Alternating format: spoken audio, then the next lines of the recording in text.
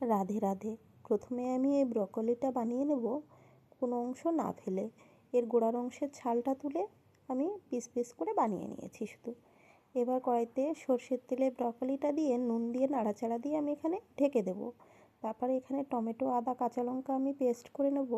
সাথে জিরে, লঙ্কার গুঁড়ো আর নুন আর হলুদ আমি এখানে মিশিয়ে নিয়েছি। এবার 5 মিনিট পরে ঢাকনা খুলে নাড়াচাড়া দিয়ে আমি এখানে ব্রকলিটা নামিয়ে নেব। এটা সেদ্ধ হয়ে গেছে। এবার কড়াইতে সর্ষের তেলে জিরে ফোড়ন দিয়ে পেস্ট করা মশলা সহ যে গুঁড়ো মশলা দিয়েছিলাম সেটা ভালো করে নাড়াচাড়া দিয়ে আমি ভেজে নেব।